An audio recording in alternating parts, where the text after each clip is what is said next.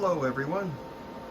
Well, it's been about a year and a half now, and the system's evolved, learned a lot, made a few mistakes, made some improvements, and let's go into it.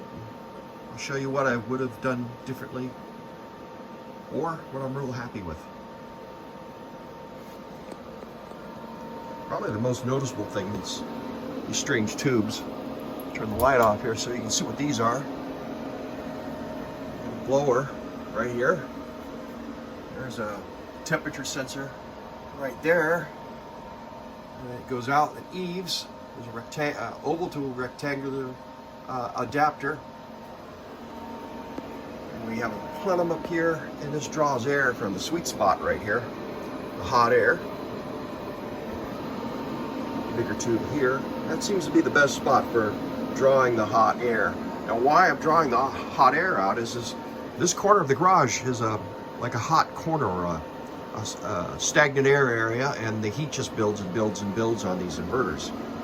So the easiest method is to evacuate the hot air, and this is only a 27 watt blower, and it draws about 195 CFM, which is enough. And there's a little sensor bulb right there, and there's a thermostat control right there for it. Then up here we have fire sensors that are hooked into the rest of the whole house, into the system. And right there, that's a combination photonic and ionic sensor, and right there is a heat sensor. Now there's also a sensor in here, and that shuts down the duct so it's not drawing more fuel into the area, and if something's overheating, it shuts the whole thing down. Come over here, and we have a surge protector. There's two of these in the system. There's one between the source, which is either the generator or the grid, between the grid and the inverter, so if something's coming in bad from the grid, it protects it. And then there's another one outside on the main distribution panel, if there's something in the house that's making a surge, which protects the inverters. So we have it on both sides of the system. This little monitor here, really nice to see how much balance you have on your lines. It lets me know if I had to swap some breakers around to distribute the lines on this split phase system. And of course, if you've got two 20 volt or 240 volt systems, it's pulling evenly from both sides, so you can't quite add it all up in that regard. It's a little different. You have to depend on what the inverters are reporting to the whole system for that equation. On this little switch here, this is easily more than double the capacity, because it's I believe there's 12 contacts in this thing, so they're paralleled up. And as you can see, there's a green light right there. It tells me there's available grid voltage. If the other light was lit, it would also tell me the generator is running. I have a 9500 watt inverter generator, and I can charge up and run off of that. So if there's no grid, everything just keeps running. These inverters have been running pretty good. I really can't complain too much about them. Maybe a little noisy, making a little bit of power. The sun's just starting to generate some power. We have the PV distribution. Probably not going to put the, I have the surge arresters outside on the disconnects outside on the panels, but I don't think it's a good idea to put surge arresters in here on these, because I've seen some videos of them melting. And the change I think I would do is changing the plastic to a metal box for these breakers. That might be the future project, and all the conduit going metal. But there's no PV exposed right now. Connections are all good, so I'm not worried about heat, something melting there. This little line right here, as you see, that goes to a solar assistant device. Highly recommend those. There's the other connection to that. Now, solar 24/7, or watts, I'm sorry, watts 24/7. Sells a different cable. I highly advise you to buy their cables that go right to the inverter instead of using these micro USB. They're not quite as reliable. I'm using them because I got them. And we have this nice little current meter here. It seems to be reasonably accurate. Now the trick to these is when you zero the system up and in current, when everything is off, that you are also still having the power that actually operates the unit and also the power that runs the solar assistant. So you have to remember, when you zero it, you're not pulling that from the top side of the sensor. Now this is a does not have a CT. It looks like a CT or a current transformer. It's actually I believe a Hall effect of some sort for the DC sensor, and you have to connect that ahead of it to zero. And once you've zeroed the system, go ahead and bring the connection to the other side of the bus, so you're reading everything that's got some draw.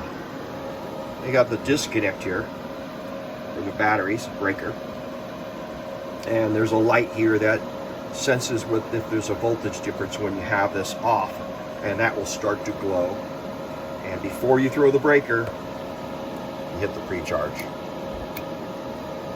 Before you close it, you hit that, hold it down for a few moments, and you see the light go out. Now you can throw the breaker to the on position. Now we'll go to the batteries. Gonna have to free my hands here in a moment. Here we have two banks of Catel type batteries. They're 305, 302 amp hour. All depends on whose ad you're reading. They seem to do quite well. Down here we have a JK BMS, one for each bank of batteries. 300 amp fuse. And a little power supply here that operates the solar assistant unit down there, and the power hub.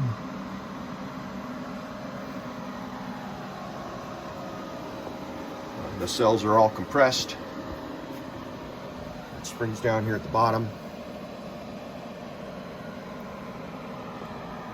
Between each one there's a spacer. They fit pretty closely.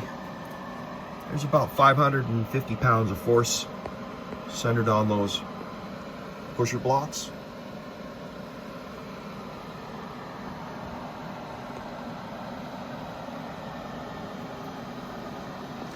And the spacers we have in there are just Formica. Nothing special. We sanded it to make the rough side a little bit smoother, and that's about it. Just with a quick rub with an orbital sander. And then there's a piece of Formica down the very bottom for the bottom of the cells to slide so they don't stick slip. And we have these jumpers that we've manufactured. Gives a little more flexibility to the terminals. We found out that we run a fan on a timer at night in the summertime when it gets really hot. It cools off in this garage considerably, and just on this fan on low on timer, when it comes on at say 2 o'clock in the morning when the air is really cooling here, just cooling over the top of these terminals drops these batteries radically. These things are a thermal storage as well as electrical storage, so a little bit of air running over it conducts right into the core of these batteries and cools them off considerably fast. So we're not getting these batteries very hot at all. And then being low and underneath this tabletop, protected from all the heat from the inverters and everything, works out very well too. Okay, what would I have done differently? Well, for one, these tubes, probably would have put them in the wall. Run them between the joists, have an opening right here that would protrude just about where this is, 3 places. Come back up out of the wall at the top into a plenum, or Another route would have been is to build these inverters all on a box or a plenum in itself made out of hardybacker, so they'd be spaced out from the wall maybe a few inches, and the plenum would be drawing air through holes on the plenum, possibly even spaced out from the hardybacker with some spacers and a small hole immediately on the back side of these to cool the entire chassis of the back side of these. These things are prone to warmth. By the way, there's a filter up there. Got to clean that every once in a while. I made these so you can swing them out of the way. You swing, so you can easily get to those with a screwdriver. The filter, if you remove the filter during a heat wave, you gain an almost instant 10-degree drop on your electronics. So your electronics, you don't want to run them anywhere near the maximum. It's not a good idea. I can hear the power dropping. Must be a cloud coming over. Yeah, voltage dropped like a rock. I mean the current. At any rate, that's one of the things I would do is I'd be building a plenum behind that, probably out of hardybacker or the tubes in the wall. There's different ways of going. I also insulated this wall because in the afternoon the sun beats on this wall, and I blew in some insulation. You can probably see there's a round plug right there. Several places where I blew in insulation, and down at the bottom there's also some holes I sawed out, so it's a solid channel inside there where I blew all the insulation in, so that this wall doesn't have its own radiant heat coming in, so that's nice and cool. The other thing I would have done, I probably would have put a wire run or channel box that they use for electrical right through here instead of these flex conduits, and then run some vertical EMTs up to the bottom. Just neaten everything up. You can hide all this wire, get rid of all of it, all be in a box, make it nice and clean. That's what I'd probably do differently. These boxes here, they are modular. As you can see, they're two boxes basically next to each other, and that works really good because it's easy enough to take this one jump around off and pop off the BMSs, and then you're only dealing with 100 pounds on each one of these modules. You don't have to kill yourself in moving it. If it was all together, it'd be a lot heavier. I'd also make these a little bit different. As you can see, this side here is doubled up with 2 pieces of 3/4. This end here, let me turn the light on, get a little more light. I turned it off so you can see when I was pointing the camera up. But right here, as you can see, I should have gone all the way across with 2 pieces of 3/4. I had to put some aluminum on the back here as a stiffener. Now that's a Cat 8 cable. That goes over to my solar assistant because I was having a unreliable Wi-Fi connection. So that cured that. It's rock solid and a little bit faster.